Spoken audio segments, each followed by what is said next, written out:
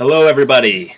We've got a new topic to discuss here in the community after Same Old G sent out the call to everyone to start making more videos, and I couldn't agree more. So, this is a two-part topic. This came about in the Eberron game I was recently playing in. I may have done it myself as a GM in my early years. I can't say I've done it recently, but I really noticed it as a character, and here it is. The first part is telling a player what they do as a GM. To me, that's a big no-no. Don't do that. And here's my reasons. As a player, like I said, maybe I'd done this way in the past where I said, you do this. But it really struck me in our Eberron game, the GM, who's a good GM, said, okay, well, you guys, or your character, you go and do this. And I said, whoa, wait a minute.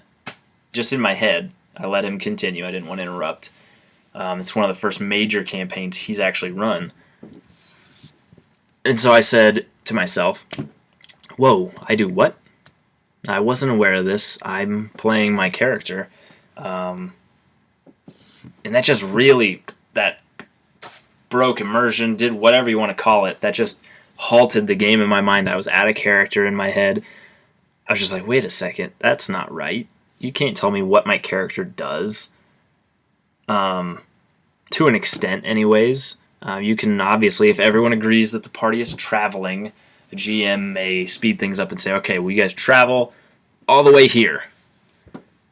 That's fine, but when you say that my character does something very specific, and I'm trying to remember what exactly had happened, but he said, well, oh geez, I can't even remember. It just threw me for that much of a loop. But saying to a character as a GM, okay, well, you do this, or you approach this person, and this is how it happens, without any input from the character themselves, does not sit well with me.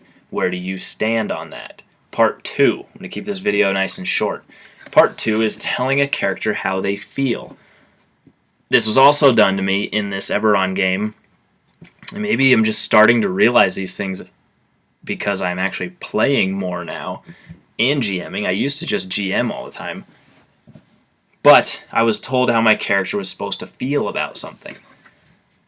And that one didn't sit well with me, but it wasn't as bad as being told what my character was doing in the actual game session. He said, the words jump off the page of this book that I got, this ritual book. I'm playing an Oni mage, by the way. It's a lot of fun. Anyways, I get this ritual book, and he says, these words jump off the page. Your character just feels this sense of dread. Just feels shivering going down your spine. That stuff is fine with me. I had no problem with that. I've said things like that to try to set the mood. But the more it was said, I think when he crossed over and said, your character is legitimately scared of this. That's where it kind of got into that no-no zone for me, where I was thinking, now, I know what my character would be scared of and what he wouldn't be scared of. And I don't want to ruin the game. I don't want to make him feel like some hard ass that's immune to scary things. But I had in my mind a whole different reaction from him and how he felt about this thing.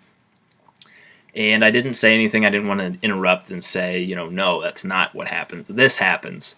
Maybe I should have. That's not the point. The point is, I want to hear everyone's thoughts on those two topics. On, how do you feel about telling a player, let's hear from GM and player standpoint. How do you feel about telling a player their actions, number one? How do you feel about a GM telling you your actions as a player?